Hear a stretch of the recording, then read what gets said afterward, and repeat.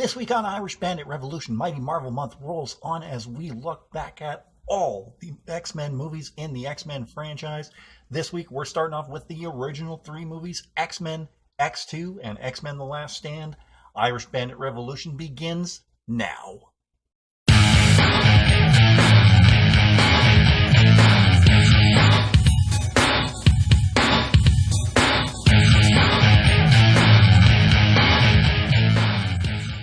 Welcome back to another edition of Irish Bandit Revolution. I hope everyone is having a great week. I, as always, am your host, the one, the only, the second Irish Bandit. This week on Irish Bandit Revolution, we are continuing on with Mighty Marvel Month. Don't let that break last week fool you. We're still continuing on. We're still going to go on as scheduled. And this week, we are starting a 3-part retrospective on one of the most lucrative franchises there has been in quite a long time. Started when was that? 1999, I think was the first movie. And still going strong today. In part 3, we're going to be talking about the movies that are yet to come. But let's talk about the movies that were. We, of course, are talking about the X-Men franchise. And we're going to kick it off today with the original 3 movies, X-Men, X2, and X-Men The Last Stand. Let's start it off with the movie that kicked off the entire franchise, that being X-Men. The original X-Men movie premiered on July 14th, 2000, so I was off by a year, just a little bit, just a little bit. It was released in July 14th of 2000. And was directed by Bryan Singer, and was also, of course, it was based on the comic book by Jack Kirby and Stan Lee, of course. Directed by Bryan Singer, produced by Lauren Schuler Donner and Ralph Winter, with a screenplay by David Hayter and a story by Tom DeSanto and Bryan Singer. It had a phenomenal cast attached to it, and funny thing is, back in 1994, when there were original rumors of an X-Men movie at that time, a friend and myself sat down and we were started thinking, who could play who in an X-Men movie? Now, you gotta remember, this is like 1994, so I don't think a lot of these actors were acting at that time. But the one we both agreed on, actually there were 2 we agreed on. One has been a mainstay in the series ever since, and one had only been in one movie, that being the third one. But we were throwing out all these ideas, who should play who. The one we agreed on the most, Patrick Stewart should play Professor Xavier, sorry. And I think we also agreed on Kelsey Grammer playing Beast, Hank McCoy. He would go on to play Beast in the third movie, and that would be the only time that he would portray Hank McCoy. But Patrick Stewart has been in the first 3 X-Men movies, had a cameo appearance in X-Men Origins Wolverine. He had a big role in Days of Future Past, which we're going to get to later on. I think that's going to be in part 3. Yeah, that's going to be in part 3. We're going to talk about that one at that point. But the cast itself, of course, Patrick Stewart as Professor Xavier. Hugh Jackman in his first major Hollywood role as Logan Wolverine. Not Logan Wolverine, but Logan/Wolverine. You had just a fantastic Shakespearean actor in Ian McKellen as Magneto. You had Halle Berry, Oscar winner, as Storm. Razzie winner as well for Catwoman, but you had Femke Janssen as Jean Grey, James Marsden as Cyclops, Bruce Davidson as who was he in?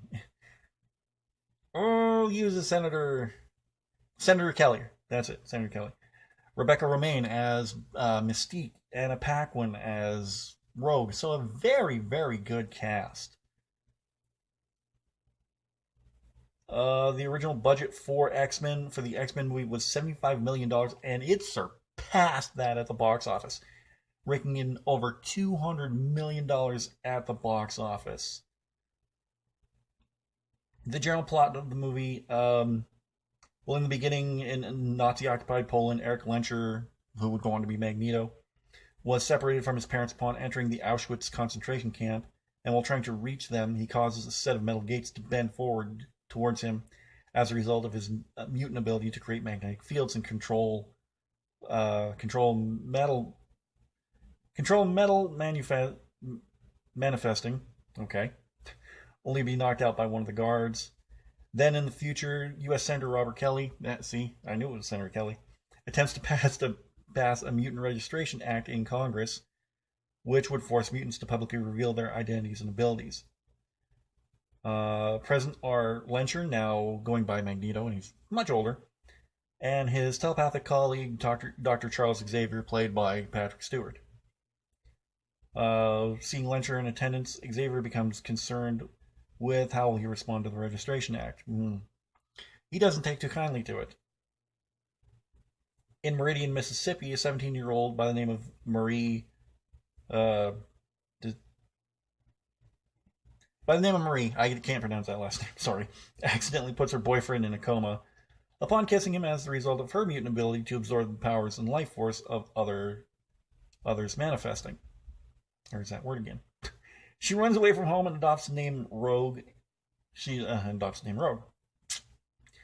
In Alberta, she meets Logan, who also known as Wolverine, who possesses superhuman healing abilities and metal claws that protrude from between his knuckles. One of my favorite lines in the movie is when Rogue and Wolverine are together and he's driving and she's looking at his knuckles. Does it hurt when they come out? Every time. Let's show you what Logan has to go through. While on the road together, they are attacked by a minion of Magneto's, Sabretooth, who, they didn't get into this in the movie, but Sabretooth and Wolverine have history together. They get into that a little more in X-Men Origins Wolverine, which we'll talk about next week, and let me just say it. Even with the charms of Ryan Reynolds, the movie was just... Two of Xavier's students, Cyclops and Storm, arrive and save them. Wolverine and Rogue are brought to Xavier's mansion and school for mutants in Westchester County, New York. Xavier tells Logan that Magneto appears to have taken an interest in Wolverine. No, he hasn't. And he asks him to stay while Xavier's mutants, the X-Men, investigate why. Rogue, meanwhile, enrolls in school. I'm sorry, my eyes are just not working today. Kelly is abducted by two more of Magneto's minions, Toad and Mystique. Mystique played by Rebecca Romijn, Toad played by the incredible stuntman Ray Park, and is brought to their hideout on an uncharted island in Genosha. There, Magneto uses Kelly as a test subject for a machine powered by his magnetic abilities that generates fields of radiation, inducing mutation in normal humans. Kelly escapes by taking advantage of his newfound mutation when Rogue uses her power on Wolverine in view of her classmates. She is convinced by Mystique, who disguises herself as Rogue's crush Bobby Drake, aka Iceman, that Xavier is angry with her and she should leave the school. Xavier uses his mutant locating machine Cerebro to find Rogue in a train station, and the X-Men go to retrieve her. Meanwhile, Mystique enters Cerebro and sabotages it. I'm not going to get into the whole rundown of the movie. Let's just skip to the end here. There's just a fantastic fight scene between Wolverine and Sabretooth, where you just see this awesome moment where Wolverine takes his claws, digs it into one of the protrusions of the crown of the Statue of Liberty, swings around. Wolverine's cool, man. But during the fight, or after the fight, I should say, when he's trying to save Rogue from the machine, it appears that Rogue has died, but then starts sucking all of Wolverine's energy and knocks him unconscious. So Xavier and Wolverine are recovering from their comas. The group also learns that Mystique escapes the island battle and is impersonating Senator Kelly. Xavier gives Wolverine a lead to his past and abandoned military installation in Canada, Alkali Flats.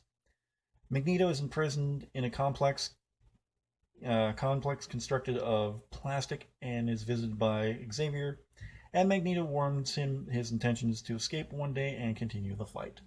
And fight they do. The movie, like I said, made a huge profit at the box office, over $200 million, which of course, in Hollywood speak is like, oh, ching ching, we gotta cash in on this. And of course, they soon went into production of X2. X-Men 2 premiered May 2nd, 2003, so 3 years later after the first movie. most of, or well, a good chunk of its original cast returned: Patrick Stewart, Hugh Jackman, Ian McKellen, Halle Berry, Famke Janssen, James Marsters, Rebecca Romaine, and you had some Anna Paquin, and you had some new uh, cast members, including Brian Cox, who played Colonel William Stryker, and Alan Cumming, who played Nightcrawler, one of my favorite X-Men. And this is the only time we really saw him in any of the other movies. We didn't really see him after that.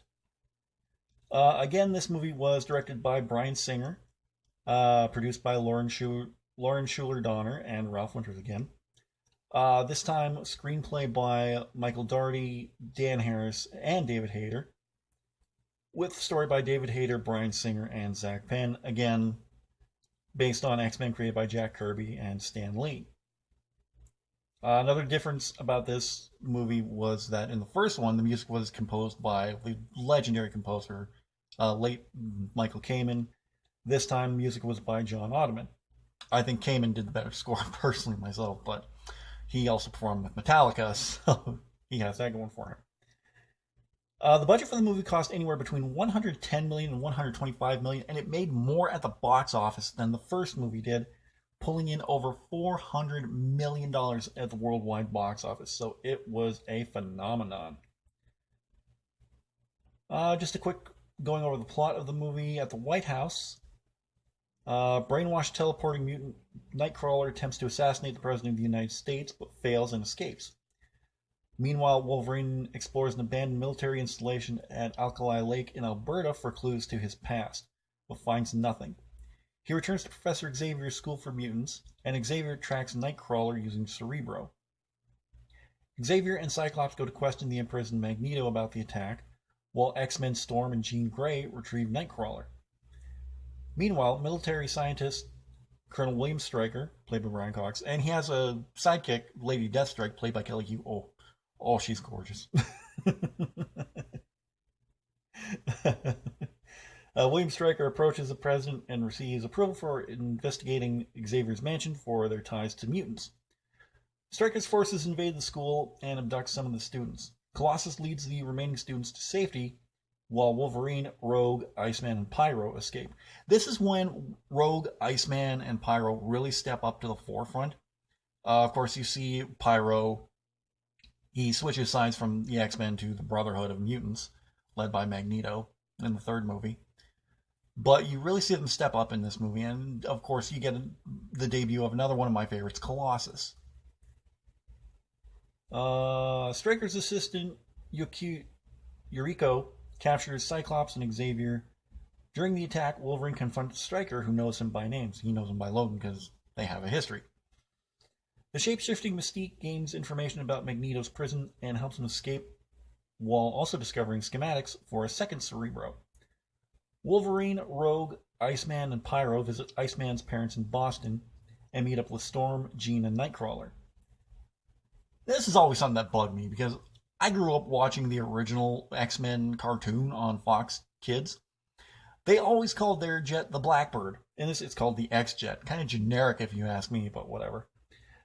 The X-Jet is attacked by fighter jets en route back to the mansion and is shot down, but Magneto saves them from crashing. Magneto explains that the group that Stryker has built the second Cerebro to use it, and Xavier to telepathically kill every mutant on the planet. Stryker's son Jason is a mutant with mind-controlling powers, which Stryker will use to force Xavier to do this. Stryker had also previously used Jason's powers to orchestrate Nightcrawler's attacks as a pretense to gain approval to invade Xavier's mansion. Magneto also tells Wolverine that Stryker was the man who grafted his adamantium skeleton onto his bones. That was probably one of the best parts of X2, when Wolverine and Magneto were talking, and I guess Xavier wanted Wolverine to find this out on his own, but he didn't. So Magneto just straight up tells him, he gives you a lot more credit than I would. It was, wow, bluntly honest there, Magneto. Jean reads Nightcrawler's mind and determines that Stryker's base is underground at in the dam at Alkali Lake. Again, I'm not going to go into everything. The X-Men flee the dam as water engulfs it. but the damaged X-Jet struggles to take flight. Stryker is killed in the deluge, and Jean sacrifices herself to hold back the flood of water while getting the jet into the air. And when consumed by the flood and presumed dead. Oh, and is then consumed by the flood and presumed dead. I tell you, my eyes aren't working. The X-Men give the President Stryker's files, and Xavier warns him that humans and mutants must work together to build peace. Back at school, Xavier, Cyclops, and Wolverine remember Jean, and Xavier begins to hold class. So I, myself, really enjoyed X2. I thought it was a good follow-up to a great movie. It was really fun, had some great action scenes in it. Like, the raid on Xavier's mansion was just so well done. And then you saw Wolverine just kicking all kinds of ass in that. And then, the introduction of Colossus when they're firing their tranquilizers at him, and he just turns to completely metal. That was so well done, so great. And we saw more of Cyclops. We saw less of Cyclops. I'll get into that in a second. But we saw more of Colossus in X3. So yeah, speaking of Cyclops, Cyclops was never one of my favorite X-Men. I don't know what it was about him. I just always saw him as this pretty boy of sorts.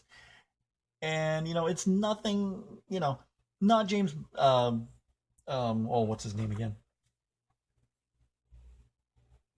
He did a fantastic job in the movie. I've just never been a fan of Cyclops. James Marsden, yeah. I keep on thinking James Marsters, for some reason. He's Spike from Buffy the Vampire Slayer. But no, it's not him. I've never been a fan of Cyclops. He's just had this smugness about him that you just wanted to slap him. I know Wolverine probably did a few times in the comic books and any of the series and any of the movies. So, but yes, raking in more than the first movie, $400 million at the box office. Of course, the producers were seeing dollar signs.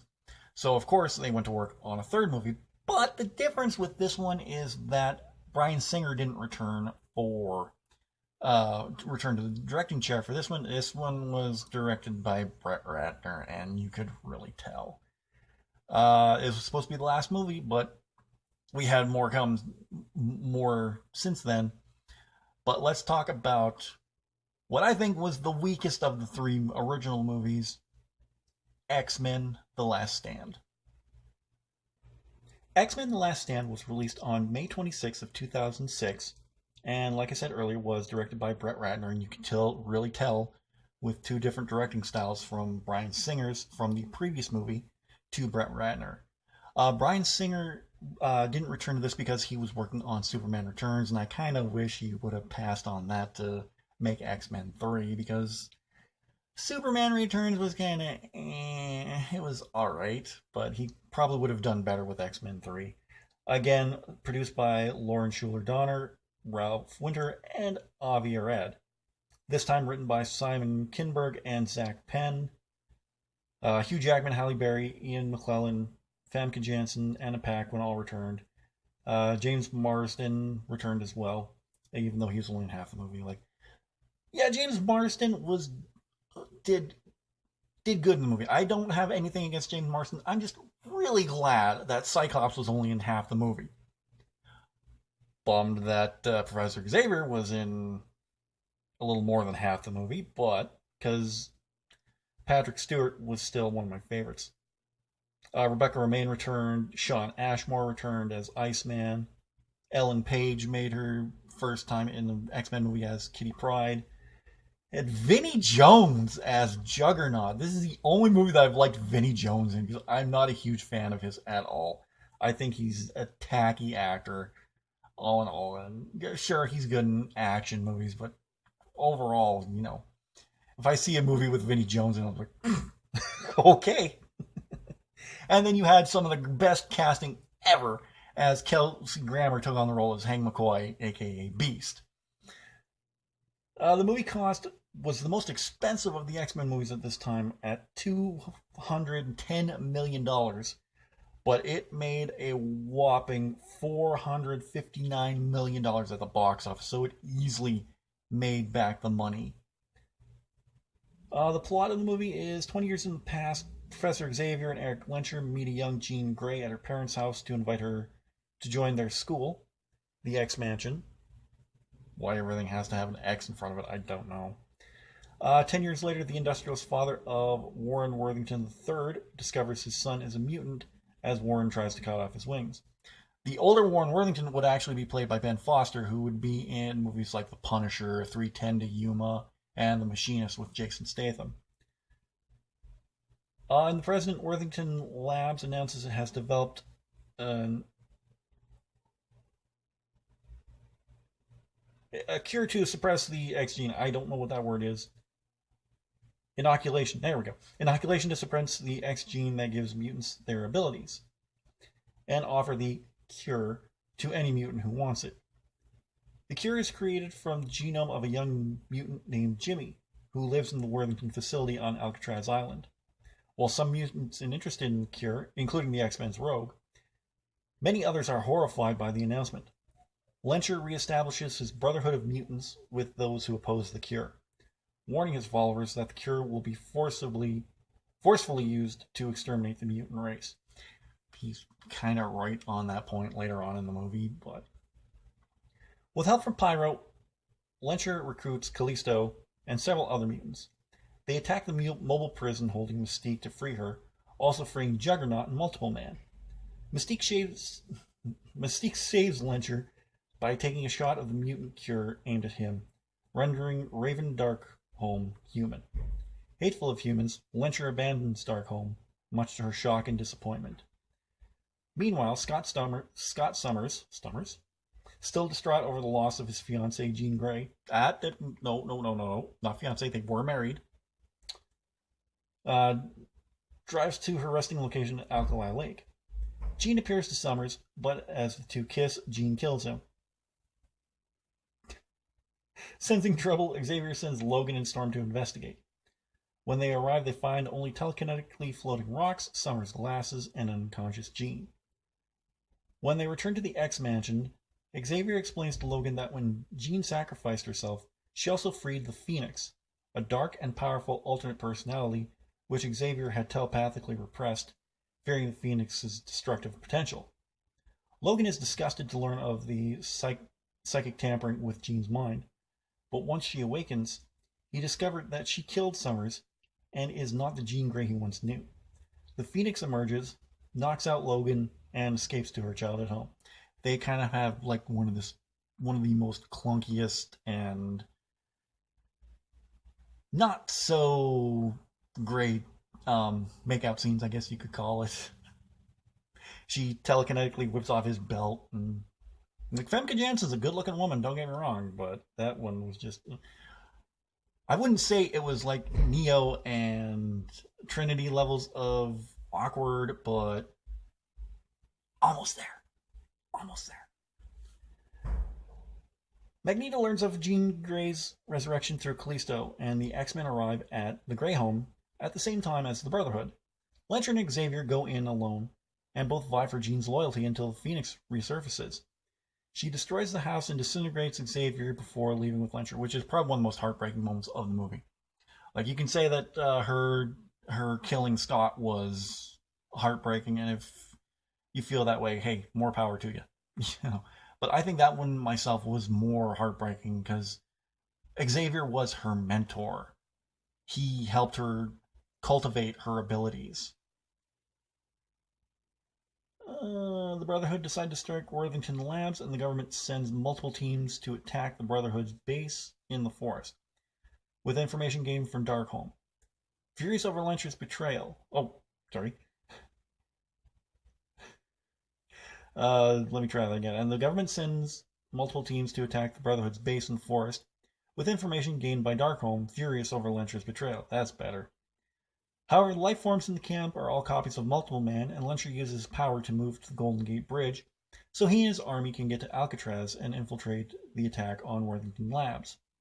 The remaining X-Men confront the Brotherhood, despite being significantly outnumbered, and arrive just as military troops, who thus far have been neutralizing the attacking mutants, are overwhelmed by the Brotherhood. oh, I didn't know there was a post-credit scene in this. And I always stop it like after the end of the movie. In post-credit scene, Moira McTaggart checks on a comatose patient who greets her with Xavier's voice leaving her startled. Yeah, I've never seen that before. I might like I watched this last night, and I don't. Normally I don't watch to the end. I should really know better than to watch to the end of Marvel movies, really. So yeah, X-Men: Last Stand. It was, you could definitely tell that it was a Brett Ratner directed movie, like for sure. Was it bad? No. There were some good things about the movie, like you still had great acting from the cast. Like I said, I think Kelsey Grammer as Hank McCoy was one of the best choices ever made. Other than Hugh Jackman as Wolverine or Patrick Stewart as Professor Xavier. I think that was just some spot on casting there because he could do the intellectual, but I didn't know he could do the physical stuff too. So that was really cool to see. Other than that, I thought the script kind of suffered a bit. Like, yeah, it wasn't bad, but it could have been so much better. And you could definitely tell it was a Brett Ratner directed movie. I like it. I enjoy it. I have every X-Men movie up to Days of Future Past. I still need to get a few more. Like I still need to get Apocalypse. I still need to get Deadpool. Yeah, I know I haven't gotten Deadpool yet. And we're going to talk about that next week about Deadpool and Wolverine, X-Men Origins, and all that. Which I will say now I think is the worst of the series. And I don't have Logan yet, which is far and away my favorite Wolverine standalone movie. It's funny how you go from X-Men Origins Wolverine, which was to the Wolverine, which was better, to Logan, which is probably the best X-Men based movie that there is, aside from Deadpool, because we know that movie was great to begin with. It was the first R-rated X-Men movie, so we'll talk about that one in a couple weeks. So yeah, the first three X-Men movies were really good. Like I said, I really enjoyed X-Men 2 the most. The first X-Men was great, and X3 was mediocre. It wasn't bad, but it wasn't great, and it had so much potential to be so much more. Well, that wraps it up for this week's episode. We'll have more coming next week as we dip into part 2 of the X-Men movies. Well, I'll talk about that in a little bit. If you enjoyed this video, don't forget to press that like button. I'd really appreciate that. What is your favorite X-Men movie of the three? Let me know in the comments section down below. Don't forget to share this video anywhere you can on Facebook, Twitter, wherever. In the description down below, you're going to see a link to my Redbubble store. You can pick up all your Irish Bandit merchandise there. We have stickers, of course. We have t-shirts, we have leggings, we have baseball shirts, we have coffee mugs, we have travel mugs, anything your heart desires, anything related to Irish Bandit Revolution. You can check that out there. Over my shoulder right here, you can see a link to the last episode from 2 weeks ago. I took that little bit of a break, but you're going to see a link to the last episode where we're starting off the Mighty Marvel month with a tribute to Stan Lee. So you can definitely check that out. And at the end of this video, I'm going to have a link to my most recent taste test, so you can watch that. I'm going to have another one coming up this Friday, so tune in for that. And next week on Irish Bandit Revolution, we're going to continue with the X-Men retrospective, as we're talking about, unfortunately, we got to talk about this one. We got to talk about X-Men Origins Wolverine, let's see, X-Men First Class, and we're also talking about a much better Wolverine movie in The Wolverine. So be sure to join me for that episode, guys. Thank you very much for joining me this week, and I'll see you again next week. I'm the Bandit, and I'm out of here. Take care.